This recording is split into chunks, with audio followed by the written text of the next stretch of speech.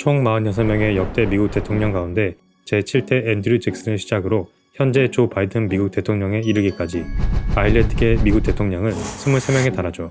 정계뿐만 아니라 사회적으로 성공한 아일랜드계 인물들은 스포츠, 문화계에서도 흔히 볼 수 있는데요. 현재 미국인들 중에 아일랜드계는 전체 인구 중 네 번째로 많은 3,390만 명을 차지합니다. 이 때문에 미국에서는 중요한 선거가 있을 때마다 아일랜드계들의 표심에 크게 신경 쓰고 있죠. 미국에서 아일랜드계의 영향력이 대단한 만큼 아일랜드 나라 자체도 굉장히 부유한데요. 작년 기준으로 아일랜드의 1인당 GDP는 우리나라의 약 2.8배에 달하는 99,152달러에 달하죠. 지금은 이렇게나 부유한 아일랜드이지만 그 역사는 수많은 시련들이 있었는데요. 어떤 일들이 있었는지 아일랜드 역사에 대해서 알아보겠습니다. 기원전 6세기, 지금의 아일랜드인들의 조상인 켈트족이 중부 유럽에서 이주해 먼저 들어와 수렵 생활을 하던 원주민들을 몰아내고 여러 세력으로 갈라져 정착하게 되는데요. 기원 후 5세기쯤 성 파트리치오라는 인물이 아일랜드 세계에 가톨릭을 전파해 이 영향으로 1500년이 지난 지금까지 대부분의 아일랜드인들은 가톨릭을 믿고 있습니다. 성 파트리치오는 아일랜드에서 굉장히 중요한 인물 중 하나인데요. 매년 3월 17일이 되면 아일랜드는 물론 아일랜드계가 많이 사는 미국과 캐나다에서 성 파트리치오를 기념하는 행사가 열려 아일랜드를 상징하는 초록색으로 도시를 물들이고 있습니다. 그렇게 가톨릭을 받아들인 아일랜드는 9세기부터 약 100년간 바이킹의 침입을 받았지만 강력한 중앙 집권적 왕국으로 발전하며 바이킹의 침략을 막아냈으나 12세기 후반 영국의 침공을 받게 되는데 이번에는 막아내지 못하고 정복되어 1921년 독립할 때까지 약 750년간 영국의 지배를 받게 되는데요. 아일랜드가 정복당했을 때가 우리나라의 고려시대인 것을 생각해본다면 굉장히 긴 세월 동안 영국의 지배를 받은 것이 느껴집니다. 바이킹과 잉글랜드의 침략 등 아일랜드에게 여러 시련이 있었지만 그중 가장 아일랜드를 힘들게 했던 것은 바로 1845년 시작된 감자 대기근입니다.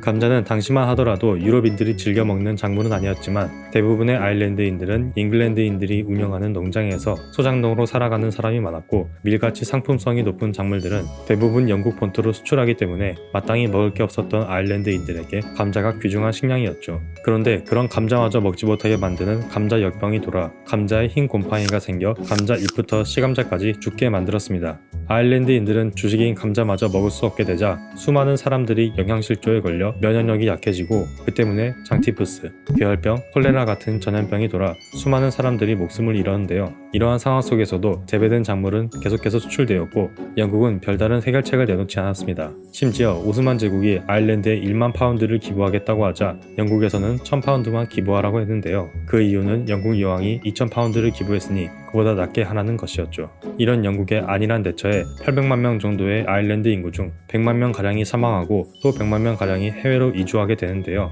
특히 미국으로 많이 건너가 현재 미국의 아일랜드계가 많은 이유 중 하나가 되었고 아일랜드인들의 미국 이민은 수많은 영화나 드라마에서 등장하는 단골 소재가 되었죠.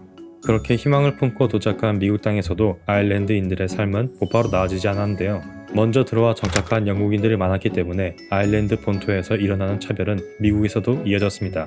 아일랜드인들은 하얀 흑인이라 불리며 사회 전반에서 차별을 받아 좋은 일자리를 구하기 어려웠기 때문에 일반적으로 기피하거나 위험한 직종에 종사할 수밖에 없어서 좋은 쪽으로 자리를 잡으면 군인이나 경찰, 소방관 등으로 가고 그 반대의 경우엔 마피아 같은 갱이 되기도 했죠. 아메리칸 드림을 꿈꾸며 미국으로 건너간 아일랜드인들은 힘겨운 삶을 살았지만 그들의 2세, 3세 세대들은 부모 세대의 희생을 통해 좋은 교육을 받고 자랐으며 점차 미국 사회에서 두각을 드러냈는데요. 이렇게 아일랜드인들이 미국에서 성공적으로 정착할 때쯤 아일랜드가 영국으로부터 독립할 수 있는 절호의 기회가 찾아왔습니다. 바로 독일이 일으킨 제1차 세계대전이죠. 1916년 4월 부활절을 맞아 약 1200명 규모의 아일랜드 의용군이 더블린에서 무기를 들고 일어섰는데요. 영국 정부는 독일과 전쟁을 치르는 와중에도 16,000명 규모의 군대를 아일랜드 독립진압에 투입해 매우 잔혹하게 봉기를 진압했고 그 과정에서 약 370명가량의 민간인이 희생되었고 막대한 재산 피해가 발생했습니다. 봉기를 진압한 영국군은 수천 명을 투옥시키고 봉기를 주도한 사람을 재판 없이 처형했는데요. 그러한 과정에서 이번 사건과는 관련이 없는 사람, 또 당시에 무기를 소지하지 않았던 사람까지 희생되어 부활절 봉기는 실패로 끝났지만 결과적으로 영국군의 과잉 진압이 아일랜드 여론을 독립전쟁을 지지하는 쪽으로 기울게 만들었죠. 이 과정에서 아일랜드의 독립전쟁을 이끈 인물이 바로 마이클 콜린스라는 인물인데요. 마이클 콜린스는 전국을 돌며 독립의 필요성을 전파하며 대중을 설득했습니다. 그리고 이전까지 사용하던 아일랜드 의용군의 이름을 아일랜드 공화국군, 즉 IRA로 바꾸고 영국을 상대로 전쟁을 시작하게 되는데요. IRA는 병력, 자원 등 모든 것에서 열세에 있었기 때문에 전면전을 피하고 요인 암살, 주요기관 파괴 등 게릴라전을 펼치며 약 2년 반 동안 싸움을 이어가게 되는데 영국이 아일랜드인들을 강압적으로 다룬 탓에 반전 여론이 형성되었고 당시 영국 국왕을 비롯해 교황까지 종전을 촉구하는 압력을 넣어 1921년 7월 영국이 먼저 휴전을 제안했고 같은 해 12월 아일랜드 자치를 인정하는 조약을 맺어 750년간의 지배를 벗어나 아일랜드 자유국으로 독립하게 되었죠. 그러나 이 조약은 또 다른 불씨를 낳게 되는데요. 일단 친영국 성향의 사람들이 많이 사는 아일랜드 북부가 여전히 영국령으로 남는다는 점과 자유국으로 독립은 하지만 영연방 국가로서 영국 국왕에게 충성 서약을 해야 된다는 점 때문에 IRA 내부의 많은 사람들이 이를 완전한 독립으로 받아들일 수 없었습니다. 조약을 체결했던 장본인인 마이클 콜린스 또한 조약이 마음에 들지 않았지만 이 조약이 완전한 독립을 위한 과정에 있고 점진적으로 독립을 이루자는 주장을 했지만 반대파에 의해 암살되고 말았으며 조약의 찬성파가 정부군을 이루어 반대파와 전쟁을 벌여 양측 합쳐 약 1200명의 희생자가 나온 아일랜드 내전으로 이어지게 되는데요.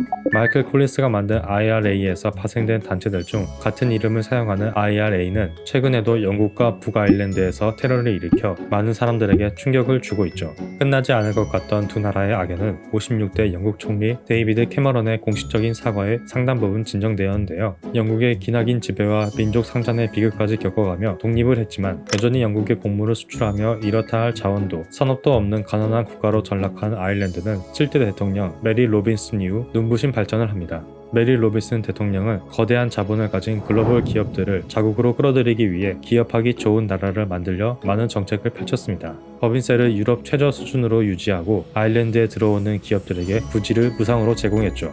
기업 입장에서도 EU 회원국이면서도 영어가 공용어이고 정부까지 기업 친화적인 아일랜드는 매력적인 나라로 느껴졌죠. 그 결과 구글, 애플, 아마존 등 유럽으로 진출하려는 글로벌 기업들이 아일랜드를 거점으로 삼았고 그로 인해 수많은 양질의 일자리가 생겼습니다. 팬데믹으로 인해 전 세계가 저성장의 늪에 빠진 2021년에도 아일랜드는 13.5%의 높은 경제 성장률을 달성했죠. 오랜 식민 지배와 독립, 그리고 끝나지 않은 갈등과 경제 발전.